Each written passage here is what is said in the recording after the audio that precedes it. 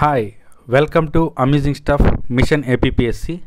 So ఈరోజు వచ్చేసి అందరూ కూడా ఆంధ్రప్రదేశ్ నిరుద్యోగులు అందరూ కూడా రేపు ఉగాది నాడు వచ్చేటువంటి క్యాలెండర్ కోసం ఎంతో ఎదురు చూస్తూ ఒక మంచి వార్త కోసం అందరూ కూడా నిరుద్యోగ ప్రపంచం మొత్తం ఎదురు చూస్తున్న విషయం అందరికీ తెలిసిందే.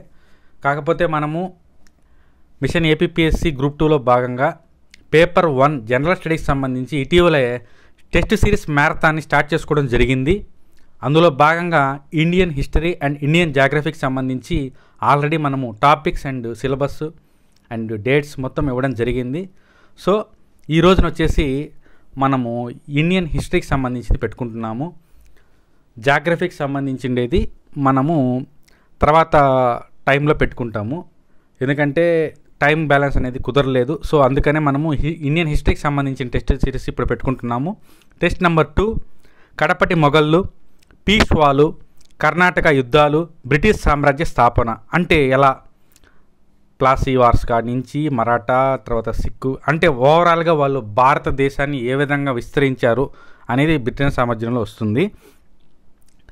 జనరల్గా 2017 గ్రూప్ 2 కానీ 2019 గ్రూప్ 2కి సంబంధించి మీరు ఇండియన్ హిస్టరీకి సంబంధించి కానీ గమనిస్తే చాలా పిట్లు రేర్గా కనపడ్డాయి. ముఖ్య కారణం ఏంటంటే వాళ్ళు ఇన్డెప్త్గా అకాడమీకి సంబంధించినటువంటి బిట్స్ని వాళ్ళు తీసుకురావడం జరిగింది.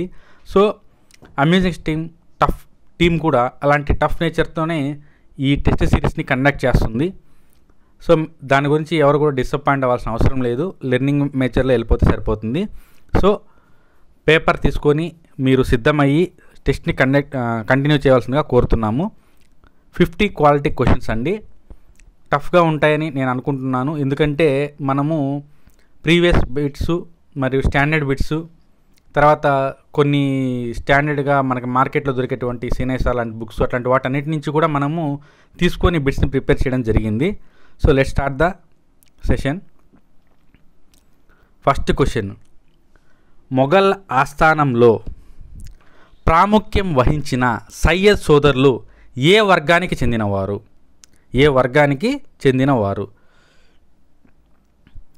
ఆప్షన్స్ ఇరానీ, తురానీ, హిందుస్థానీ, ఆఫ్ఘనీ. మనకి మొఘల్ సామ్రాజ్యంలో వాళ్ళ యొక్క వంశాల పేర్లు అనేటివి చాలా రేర్గా అడుగుతుంటారు. సో దీనికి వచ్చేసి ఆన్సర్ వచ్చేసి సి, హిందుస్థానీ. అయితే మన వ్యూవర్స్కి ఇక్కడ ఒక క్వశ్చన్ నా సైడ్ నుంచి ఉంది. క్వశ్చన్ వచ్చేసి ఆ సయ్యద్ సోదరుల పేర్లు ఏమిటి? ఇక్కడ నా నేచర్ ఎలా ఉంటుందంటే బిట్టుకి ఆన్సర్ రాగానే ఆ బిట్లో ఉన్నటువంటి క్వశ్చన్ నుంచి ఇంకొక ఆన్సర్ని డిరైవ్ చేసుకుంటా మనల్ని కొన్ని క్వశ్చన్స్ని నేను కామెంట్ రూపంలో తెలియజేయమంటున్నాను. సో దానివల్ల మనకి ఇంకా కొంచెం ఫోకస్గా లెర్నింగ్ అనేది కొంచెం ఇంకా బాగుంటుందనే ఉద్దేశంతో ఈ విధంగా చేస్తున్నాము. సో ఖచ్చితంగా అలాంటి క్వశ్చన్స్ని అటెంప్ట్ చేయండి. నా క్వశ్చన్ ఇక్కడ సయ్యద్ సోదరులు ఏ వర్గానికి చెందినవారు? నెక్స్ట్ నెంబర్ 2, మొఘల్ సామ్రాజ్య క్షీణతకు కారణము మొఘళ్ళు వ్యవసాయ ఆర్థిక విధానాల్లో సంభవించిన సంక్షోభమే. ఇందుకు దోహదపడిన అంశము ఏది? అంటే ఆ వ్యవసాయ ఆర్థిక విధానాల్లోని సంక్షోభానికి దోహదపడిన అంశం ఏదని చెప్పి అడుగుతున్నారు ఇక్కడ. ఆప్షన్ 1 వివిధ రకములైన భూమి శిస్తు వసూలు పద్ధతులు, బి జాగీరార్థి విధానం వలన కలిగిన పెనుభారము, సి వ్యవసాయ ఆర్థిక వ్యవస్థ మందకొడితనము, డి ఏకీకృత అంచనా పద్ధతి లేకపోవటము.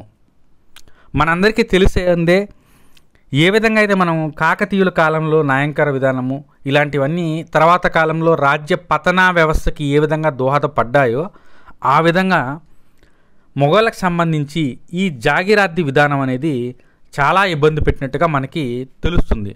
సో దీని ఆన్సర్ వచ్చేసి బి, జాగీరార్థి విధానం అనేది బి. సో ఇప్పుడు మీరు చేయాల్సింది ఏంటంటే ఇక్కడ జాగీరార్థి విధానం అనేది వచ్చింది కాబట్టి సో ఈ జాగీరార్థి విధానానికి సంబంధించిన కంప్లీట్ డేటా అనేది మీ దగ్గర ఉండాలి. అసలు జాగీరార్థి విధానం అంటే ఏమిటి, దాంట్లో ర్యాంకులు ఎవరు ప్రవేశపెట్టారు, దాంట్లో గుర్రాలని మెయింటైన్ చేసే వాళ్ళని ఏమంటారు, కాల్బలము, గజబలము, ఇలాంటివన్నీ కూడా స్టడీ చేస్తే మీకు కంటెంట్ అనేది డెవలప్ అవుతుంది. సో కంటెంట్ డెవలప్మెంట్కి సంబంధించి హెల్ప్ అయ్యే విధంగా ఎక్స్ప్లెనేషన్ ఇస్తున్నాను. నెక్స్ట్ 3, జిజియా పన్నును రద్దు చేసినటువంటి కడపటి మొఘల్ చక్రవర్తి ఎవరు? బహదూర్ షా 1. బహదూర్ షా 1.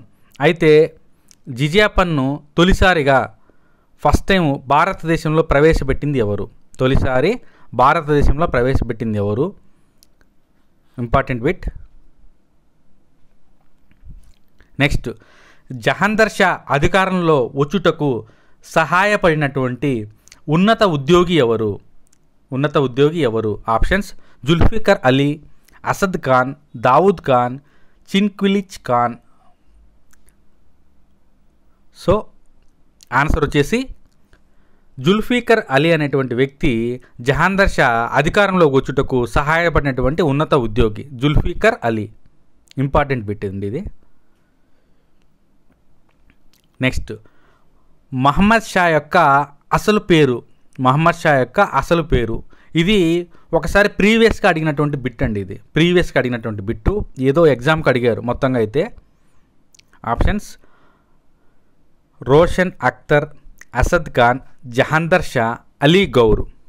ఆన్సర్ వచ్చేసి జట్ నోట్ చేసేసుకోండి, ఇలాంటి తెలియని క్వశ్చన్స్ ఇబ్బంది ఏం లేదు. రోషన్ అఖ్తర్, రోషన్ అఖ్తర్.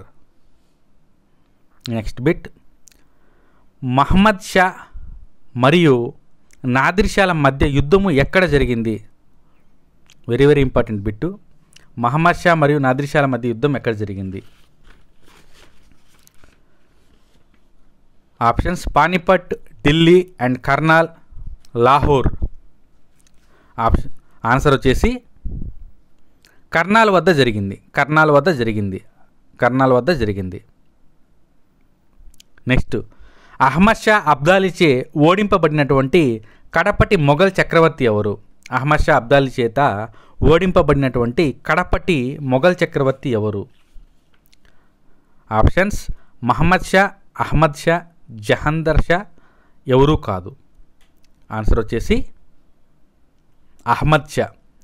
అహ్మద్ షా అబ్దాలీ చేత ఓడింపబడినటువంటి మొఘల్ చక్రవర్తి. ఇక్కడ అహ్మద్ ఉంది, ఇక్కడ అహ్మద్ ఉంది. సో కోడ్ లాగా పెట్టుకోనండి, దీన్ని గుర్తుంటుంది ఏదో టైంకి. నెక్స్ట్, అహ్మద్ షా అబ్దాలీ యొక్క రాజ్య ప్రతినిధిగా ఢిల్లీలో ఉంచబడినది ఎవరు? చాలా ఇంపార్టెంట్ అండి ఇది. ఆప్షన్స్: మునీర్ ఉద్ దౌలా, వజీబ్ ఉద్ దౌలా, మీర్ సయ్యద్ అలీ, అలీ మహమ్మద్ ఖాన్. చూడండి options.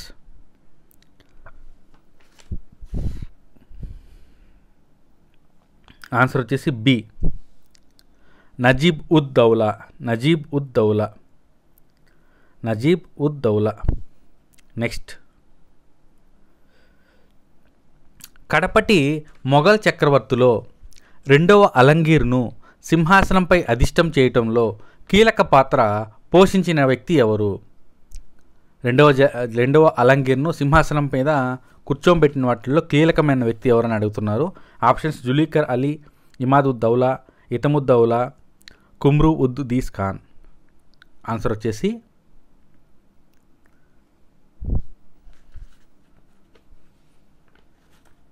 Imad ud Daula. Imad ud Daula. Next 10th bit, ముస్లింలలో బహుభార్యత్వాన్ని నిషేధించినది ఎవరు? Options: Nizam Ali, Saadat Khan, Tipu Sultan, Mohammed Dost Ali. Mohammed Dost Ali. So answer వచ్చేసి అందరికీ తెలిసిందే ఇది, టిప్పు సుల్తాను. టిప్పు సుల్తాన్.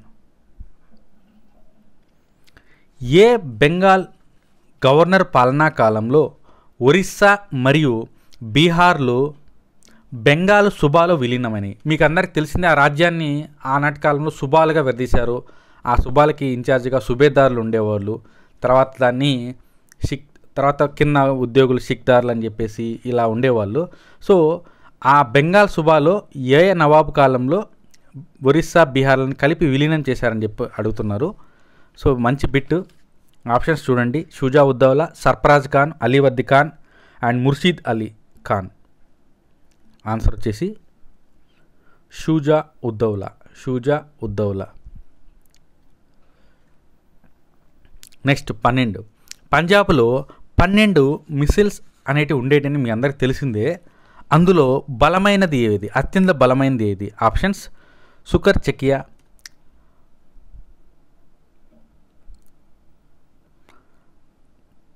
Sarfaraz Khan, C Ramgarhia, D Ahluwalia. మనకి ఆప్షన్స్ గమనించండి.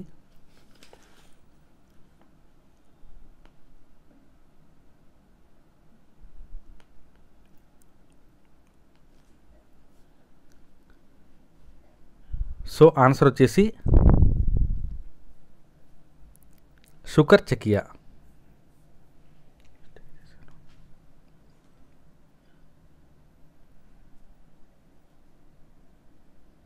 నెక్స్ట్ బిట్, మసంద్ పద్ధతిని ప్రారంభించింది ఎవరు? మసంద్ పద్ధతిని ప్రారంభించింది ఎవరు? Option A Guru Ramdas, Guru Amardas, Guru Arjun Dev and Guru Harbind. Masand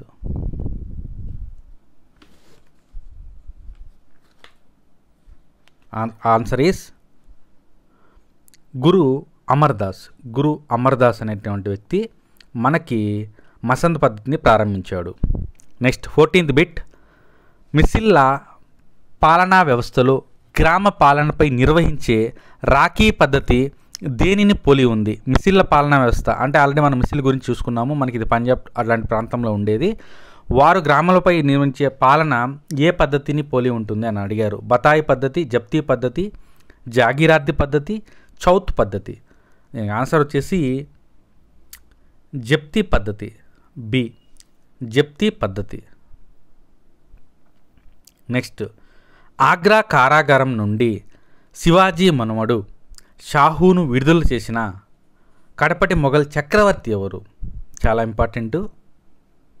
Bahadur Shah 1, Mohammed Shah, Ahmed Shah, Farooq సియార్. Answer వచ్చేసి బహదూర్ షా 1. బహదూర్ షా 1.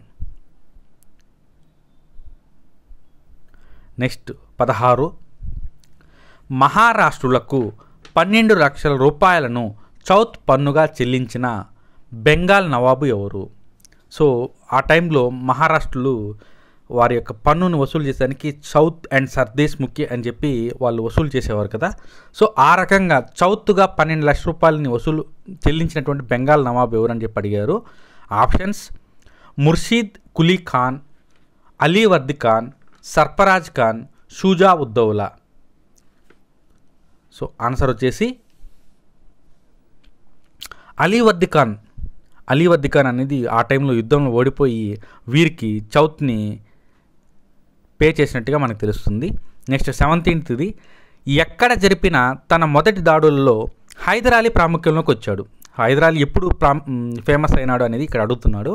శ్రీరంగపట్నము, తిరుచిరాపల్లి, దుండిగలు, ఆర్కాట్.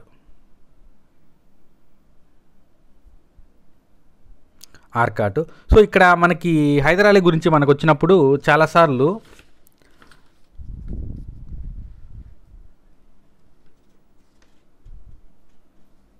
సో ఆప్షన్స్ చూడండి.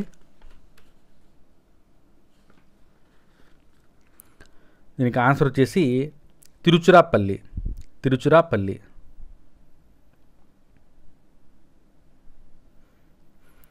నెక్స్ట్, జనం సఖీను సంకలనం చేసింది ఎవరు? జనం సఖీను సంకలనం చేసింది ఎవరు? ఆప్షన్స్ గురు రామ్దాస్, గురు అమర్దాస్, గురు అర్జున్ దేవ్, గురు హరగోవింద్.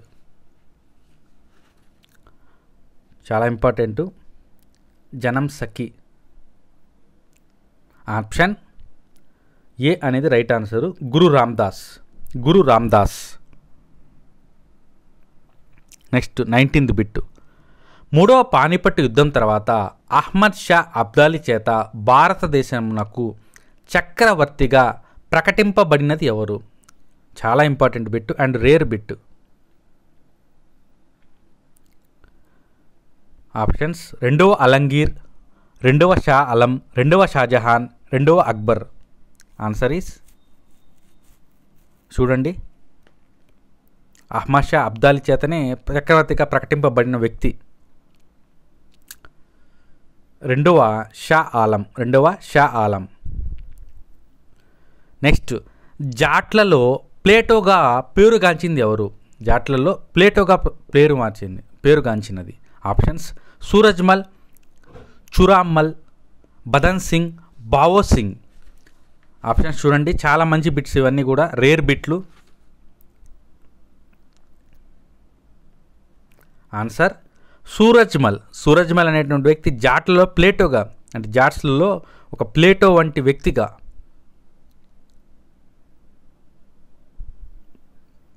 నౌకా నిర్మాణ పరిశ్రమనందు ఆసక్తి కనపరిచినటువంటి భారతీయ పాలకుడు ఎవరు?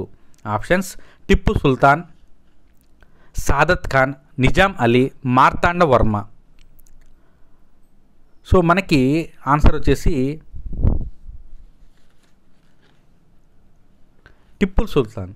ఎందుకంటే ఆనాటి కాలంలో ఉన్నటువంటి బ్రిటిష్ పాలనా వ్యవస్థని అడ్డుకునేందుకు నౌకా బలం అనేది చాలా తప్పనిసరిగా అని చెప్పి ఇతను నౌకా పరిశ్రమకు సంబంధించి చాలా వరకు రీసెర్చ్ చేస్తాడు. నెక్స్ట్, పోర్టునోవా యుద్ధంలో హైదర్ అలీని ఓడించిన బ్రిటన్ సేనాని ఎవరు? Very very important bit. Options: colonel Fletcher, colonel Baillie, sir Eyre Coote, next Munro. చూడండి, ఆప్షన్స్ చూడండి.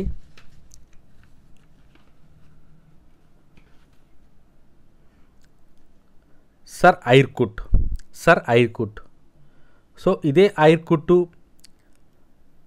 ఫ్రెంచ్ వారితో ఒక యుద్ధం చేసి వారిని సాగనంపుతారు. సో ఐర్కూట్కి సంబంధించి ఏంటి ఆ యుద్ధం పేరేంటి అనేది కామెంట్ రూపంలో మెన్షన్ చేయండి. నెక్స్ట్ 23, రంజిత్ సింగ్ యొక్క పరిపాలనా వ్యవస్థలో ప్రజలతో ప్రత్యక్ష సంబంధం కలిగి ఉండిన రెవెన్యూ వసూలుదారు, న్యాయాధికారి మరియు కోశాధికారి అయినటువంటి అధికారి పేరు ఏమిటి? ఆప్షన్స్: నాజీం, కర్దార్, ముసిల్దార్, దివాన్.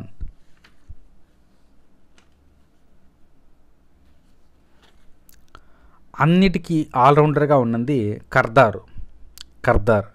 మనకి ఈ బిట్ అనేది చాలా ఇంపార్టెంట్, ఎందుకంటే రంజిత్ సింగ్ యొక్క పాలనకు సంబంధించి ఆ టైంలో ఎక్కువ అధికారాలు ఒక వ్యక్తి దగ్గరే కేంద్రీకృతం అయి ఉన్నాయి. సో ఎవరు అంటే కర్దార్ అన్నమాట. అవధ్ నవాబ్ అయినటువంటి వజీర్ అలీని ఆ పదవి నుండి తొలగించింది ఎవరు? అవధ్ నవాబు. మనకి ఈ పాయింట్ ఎక్కడొస్తుందంటే బ్రిటిష్ సామ్రాజ్య వ్యవస్థలో వాళ్ళు ఎస్టాబ్లిష్మెంట్స్కి సంబంధించి వస్తుంది. ఆప్షన్స్ వచ్చేసి sir John Shore, Dalhousie, Wellesley, lord Hardinge.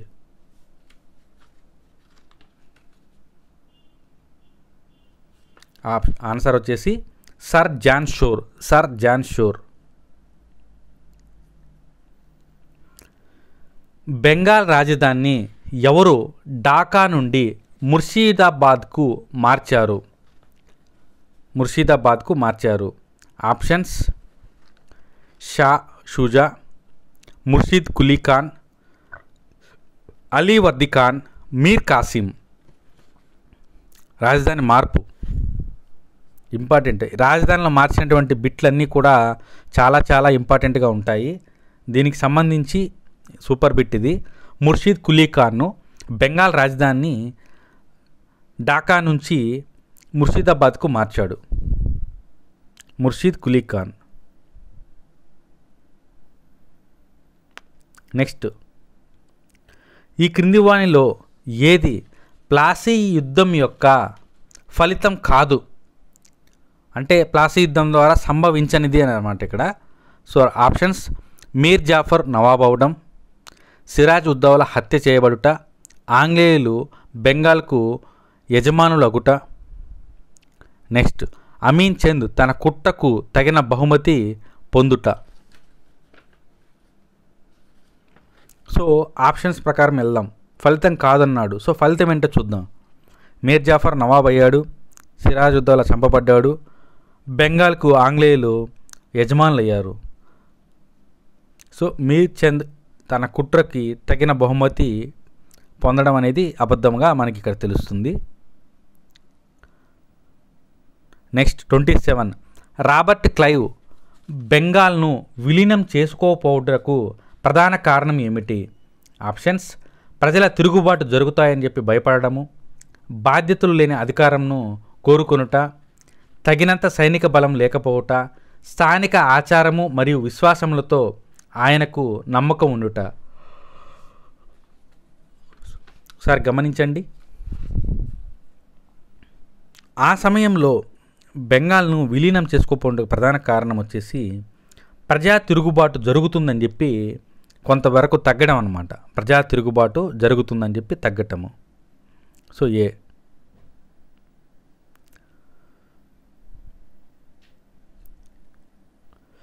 Next 28th bit. Calcutta నగరంకు రక్షణ అధికారిగా నియమింపబడిన ఎవరు రాబర్ట్ క్లైవ్చే లంచం ద్వారా లొంగదీయబడింది? మనము ఇందాక దీని గురించి చూసాము. ఆప్షన్స్: మాణిక్ చంద్, కిదయ్ ఖాన్, రాయ్ దుర్లభ్, ఓం చంద్. ఆన్సర్ వచ్చేసి మాణిక్ చంద్. ప్లాసీ యుద్ధము ఏ నగరంకు సమీపంలో జరిగింది? ప్లాసీ యుద్ధము ఏ నగరం సమీపంలో జరిగింది? కాసిం బజార్, ముర్షిదాబాద్, కలకత్తా, ఢాకా. సో ఎక్కడ ఉంది ఆ ఏరియా అనేది మనకి ఇప్పుడు కావాల్సిండేది. ఆన్సర్ వచ్చేసి ముర్షిదాబాద్ అండి. ఇది ముర్షిదాబాదు బెంగాల్లో ఉంటుంది.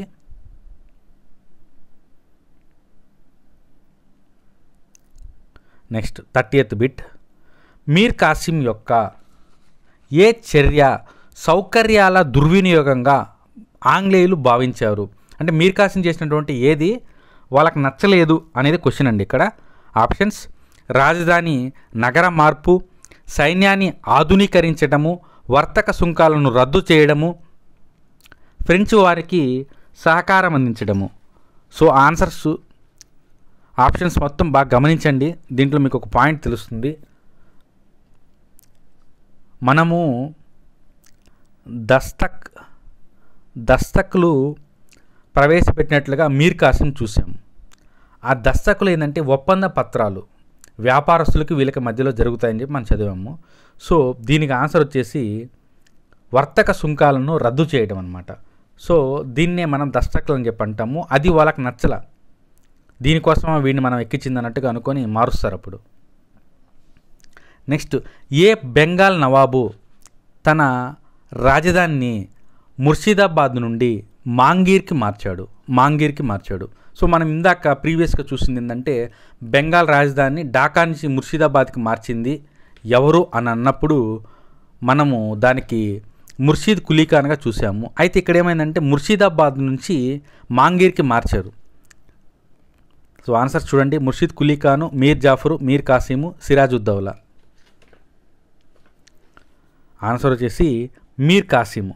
ఎందుకంటే ఆంగ్లేయులు మితిమీరిన జోక్యం చేసుకొని తన పాలనకి ఇబ్బంది పెడుతున్నాడనే ఉద్దేశంతో మీర్ కాసిము తన రాజధాని ముర్షిదాబాద్ నుంచి మాంగీర్కు మార్చాడు. Next 32 bit. ఆంగ్లేయులు 24 పరగణాల జమీందారిని ఎవరి నుండి పొందారు? ఆప్షన్స్: మీర్ జాఫర్, రెండవ షా ఆలం, మీర్ కాసిం, బుర్ద్వాన్ జమీందారు. ఆన్సర్ మీర్ జాఫర్. అయితే మీర్ జాఫరు ఎందుకు ఇచ్చాడు? సో ఆన్సరు కామెంట్ రూపంలో తెలియజేయండి. మీర్ జాఫరు ఆంగ్లేయులకు ఎందుకు దాన్ని ఇచ్చారు? ఏ విధంగా ఇచ్చారు? బహుమతిగా ఇచ్చారా, ఆక్రమించారా, ఎలా అనేది కామెంట్ రూపంలో తెలియజేయండి. Next, very very important. Plassey యుద్ధంలో రాబర్ట్ క్లైవ్ నాయకత్వం వహించినటువంటి సైన్యం ఎంతమంది? 3200, 3600, 3800, 10,000. ఆప్షన్స్ వచ్చేసి చూశారు. అయితే భారతదేశ చరిత్రలో అత్యంత ప్రాధాన్యతమైనటువంటి యుద్ధంగా మనకి ప్లాసీ యుద్ధము 1757లో జరిగింది. ఆ యుద్ధంలోనే బ్రిటిష్ సామ్రాజ్య స్థాపనకు దోహదపడినటువంటి యుద్ధంగా దాన్ని తీసుకున్నాము. మహాసామ్రాజ్యమైనటువంటి సిరాజుద్దౌలా ఒక పక్క ఉంటే రాబర్ట్ క్లైవ్ ఇంకో పక్క ఉన్నాడు. సో ఎంతమంది అనే దానికి మంచి వ్యాలిడ్ క్వశ్చన్గానే దీన్ని తీసుకోవాలి. సో ఆన్సర్ వచ్చేసి చాలామంది ఇది పెట్టే అవకాశం ఉంటుంది, కానీ కాదు. ఆన్సర్ వచ్చేసి 3200. 3200. నెక్స్ట్, బెంగాల్ గద్దె కొరకు ఈ క్రింది ఎవరు సిరాజుద్దౌలాతో పోటీ పడ్డారు? సిరాజుద్దౌలాతో పోటీ పడ్డారు. ఆప్షన్స్: సర్ఫరాజ్ ఖాను, షుజావుద్దీన్, షౌకత్ జంగ్, బిదమ్ ఖాన్. ఆప్షన్స్ అవి. ఆన్సర్ వచ్చేసి షాకత్ జంగ్.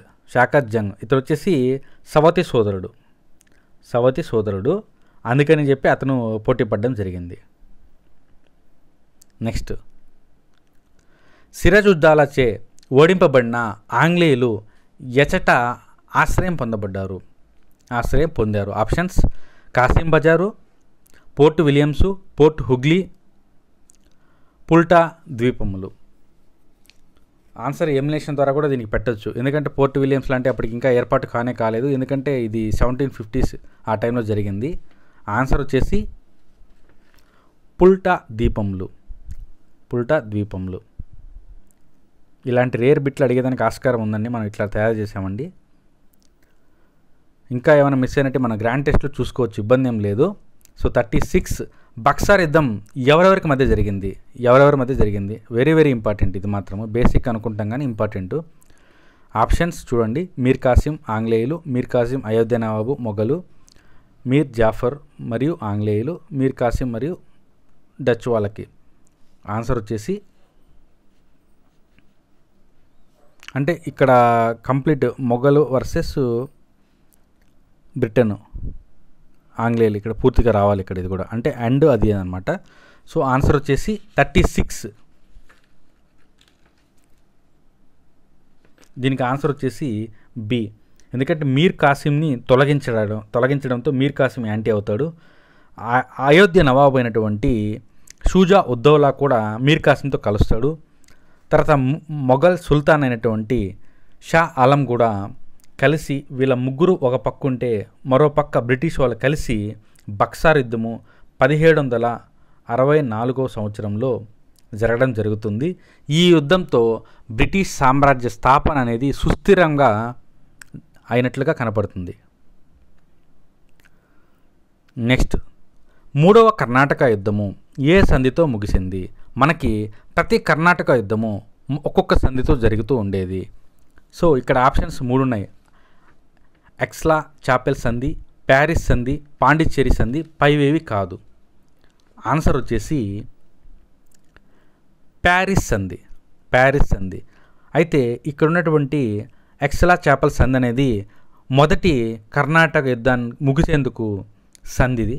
తర్వాత ఇక్కడ ఉన్న పాండిచ్చేరి అనేది 2వ యుద్ధం కంప్లీట్ అవడానికి సంధి.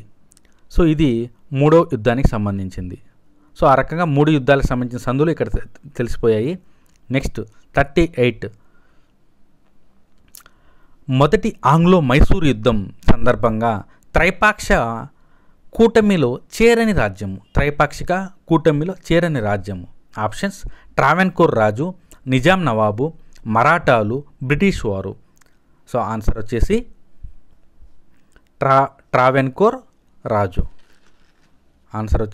ట్రావెన్కోర్ రాజు. హైదర్ అలీ ఆధునిక ఫ్యాక్టరీని ఎక్కడ ప్రారంభించాడు? ఆప్షన్స్: మైసూర్, శ్రీరంగపట్నము, దిండిగల్లు, ఆర్కాటు. ఆన్సర్ వచ్చేసి దిండిగల్ దగ్గర ఆయుధ కర్మాగారాన్ని స్థాపిస్తాడు హైదర్ అలీ. తర్వాత నెక్స్ట్ 40, బెంగాల్లో స్వేచ్ఛా వ్యాపారం కొరకు 1717లో ఈస్ట్ ఇండియా కంపెనీకి ఫర్మానాను జారీ చేసినటువంటి మొఘల్ చక్రవర్తి ఎవరు? బంగారు ఫర్మానాని ప్రారంభించింది ఎవరు?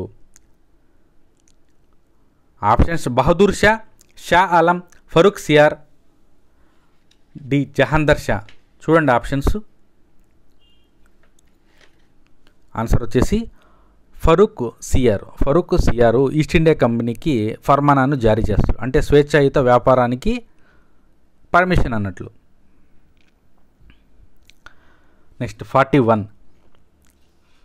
ఆంగ్లేయులను మొదటి దశలో ఓడించినటువంటి భారతీయ పాలకుడు ఎవరు? ఆప్షన్స్ రంజిత్ సింగ్, మహాదాజీ సింధియా, హైదర్ అలీ, టిప్పు సుల్తాను. అన్ని బిట్లు ఫెమిలియర్గా ఉంటాయి ఆప్షన్స్, బట్ దీని ఆన్సర్ వచ్చేసి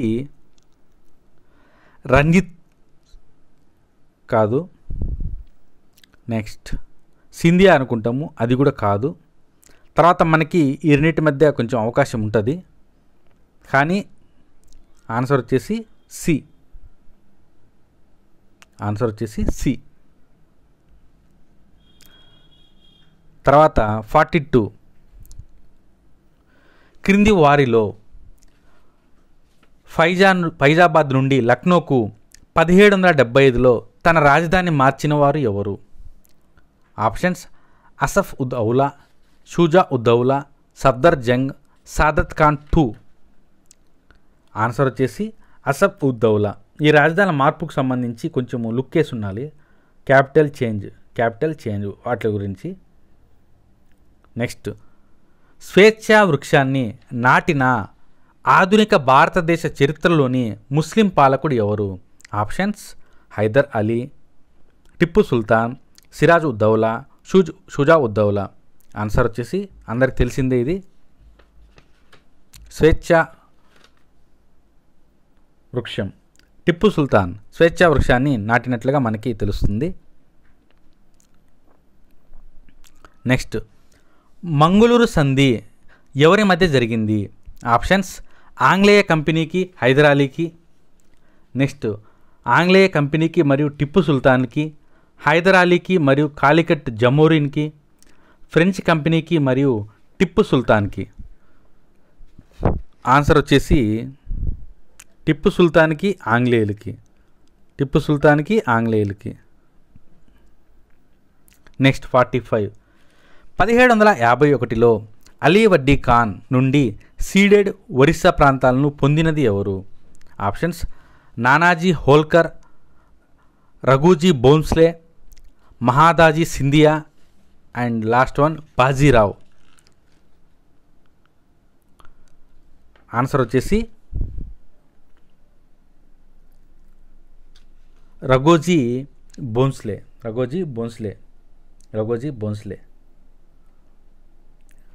నెక్స్ట్ 46.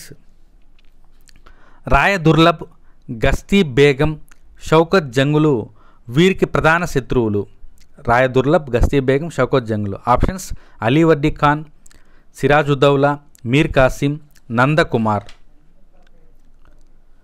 నెక్స్ట్ ఆప్షన్ వచ్చేసి సిరాజ్ ఉద్ దౌలా యొక్క శత్రుకూటమి. ఇది సిరాజ్ ఉద్ దౌలా యొక్క శత్రుకూటమి. నెక్స్ట్ 1784లో మంగుళూరు సంధి వీరి ఆధ్వర్యంలో జరిగింది. ఆధ్వర్యం అని అడిగాడు. Options Warren హేస్టింగు, colonel పుల్లాటేస్, Tipu Sultan, Macaulay. Answer వచ్చేసి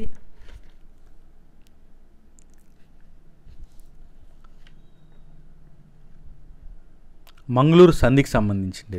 మనం ఇందాక దీని గురించి కూడా డిస్కస్ చేసుకున్నాము. మంగుళూరు సంధికి సంబంధించి వారన్ హేస్టింగ్స్, ఆ టైంలో వారన్ హేస్టింగ్స్ ఉన్నాడు.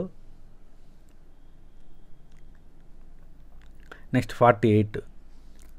మూడో ఆంగ్లో మైసూరు యుద్ధంలో టిప్పు సుల్తాన్ వ్యతిరేకంగా ఏర్పడిన కూటమిలోని వారు ఎవరు? ఆప్షన్స్ నిజాము, కర్ణాటక నవాబు, ఇంగ్లీష్ వారు. తర్వాత మరాఠాలు, ఇంగ్లీష్ వారు, కర్ణాటక నవాబు. తర్వాత ఇంగ్లీష్ వారు, మరాఠాలు, నిజాం నవాబు. లాస్ట్ వన్ ట్రావెన్కోర్ రాజా, మరాఠాలు, ఇంగ్లీష్ వారు. సో ఉన్న వాళ్ళు ఎవరు అనేది మనం కానీ కన్ఫర్మ్ చేసుకుంటే తెలుస్తుంది. ఆ టైంలో నిజాం నవాబు, ఇంగ్లీష్ వారు వ్యతిరేకంగా పోరాడారు టిప్పుతో పాటుగా. సో వాళ్ళతో పాటు ఇంకొక థర్డ్ పర్సన్ ఎవరంటే మరాఠాలు. అంటే దీన్ని బట్టి మన ఆన్సర్ అనేది సి అవుతుంది. ఇంగ్లీష్ వారు, మరాఠాలు, నిజాం నవాబు. నెక్స్ట్ 49. రెండవ కర్ణాటక యుద్ధం నందు ఆంగ్లేయులు ఎవరికి సహాయం చేశారు? రెండవ కర్ణాటక యుద్ధం నందు. ఆప్షన్స్ అన్వరుద్దీను మరియు చాంద్ సాహెబు, బి నాజిర్ జంగు మరియు Anwaruddin, C Chanda Sahib, Nazir Jung, next D Muzaffar Jung and Nazir Jung.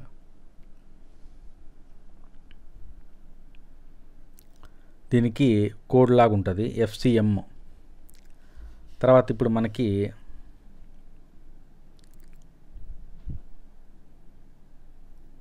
Ban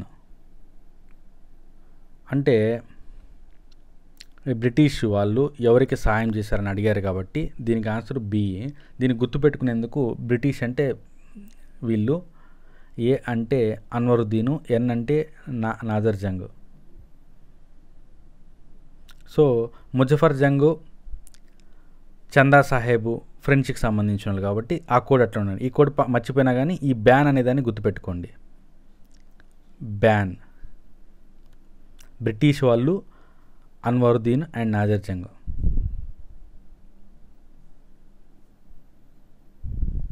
next 50th question. ఆధునిక భారతీయ చిత్రకళా పితామహుడైన రాజా రవివర్మ ఎవరి కొలుకు చెందినవారు? Options: Raja Manu Vikramavarma, Raja Marthandavarma, Raja Ramachandravarma, Raja Vikramadityavarma. Answer is Marthandavarma. So ఓవరాల్గా 50 క్వశ్చన్స్ అనేటివి మనం కంప్లీట్ చేసుకోవడం జరిగింది. టెస్ట్ అనేది ఎండ్ అయింది. మీ మార్కులన్నీ కూడా కామెంట్ రూపంలో తెలియచేయండి. మధ్యలో నేను అడిగినటువంటి ప్రశ్నల్ని ఆన్సర్ రూపంలో కూడా కింద తెలియచేయండి. కంటెంట్కి సంబంధించి చాలా హెల్ప్ఫుల్గా ఉంటాయి. సో వాటిని ఆన్సర్ చేసేదానికి ట్రై చేయండి. బిట్లు మనం రేర్గా అడగడం జరిగింది. సో మ్యాక్సిమం మన వాళ్ళంతా అటెంప్ట్ చేస్తారు. రాని బిట్ని నోట్ చేసుకోండి. వాటన్నిటిని మనం రివైజ్ చేసుకుంటూ ఉంటే కంటెంట్ అనేది డెవలప్ అవుతుంది. తర్వాత టెస్ట్కి సంబంధించిన డీటెయిల్స్ అనేవి మళ్ళీ మనం పోస్ట్ రూపంలో తెలియజేస్తాం. కాబట్టి ఛానల్ని రెగ్యులర్గా అప్డేట్ చూస్తూ ఉండండి, ఫాలో అవుతూ ఉండండి. రేపు మనకి సంబంధించి క్యాలెండర్ వస్తుందని చెప్పి మనము ఆశతో ఉన్నాం కాబట్టి చూస్తున్నారు. క్యాలెండర్ వచ్చేదానికి అవకాశం ఉంది. మొన్ననే CS వాళ్ళందరూ కూడా మీటింగ్ పెట్టుకున్నారు. సో ఏ క్షణమైన దీనికి సంబంధించిన అప్డేట్ అనేది వస్తే టీమ్ అమ్యూజింగ్ స్టఫ్ అనేది మీకు అందడానికి రెడీగా ఉంటుంది. సో ఎటువంటి వార్త వచ్చినా కానీ క్యాలెండర్కి సంబంధించి అప్డేట్ చేస్తాము. సో ఓవరాల్గా అయితే ఈ టెస్ట్ 2ని మీరు అటెంప్ట్ చేయండి. ఛానల్ని ఎవరైనా న్యూగా కానీ చూస్తుంటే తొందరగా దీన్ని సబ్స్క్రైబ్ చేసి మీ ఫ్రెండ్స్ ఎవరైనా కానీ APPSC కానీ ఏ ఎగ్జామ్స్కైనా కాంపిటేటివ్ ఎగ్జామ్స్కి ప్రిపేర్ అవుతున్న వాళ్ళకి రెఫర్ చేయండి. దీంతోపాటు APPSC గ్రూప్ 1కి సంబంధించి, గ్రూప్ 2కి సంబంధించి పేపర్ 1లో జనరల్ స్టడీకి సంబంధించి Indian history chapter test 1 link పెడుతున్నాము. జాగ్రఫీకి సంబంధించిన టెస్ట్ 1 లింక్ పెడుతున్నాము. ఫర్దర్ జాగ్రఫీకి చెందిన టెస్ట్ అనేది కొంచెం టైం డిలే వల్ల పోస్ట్ పోన్ అయింది. నెక్స్ట్ ఏంటి అనేది మనము పోస్ట్ ద్వారా తెలియజేస్తాము. Please subscribe and share this channel. Thank you.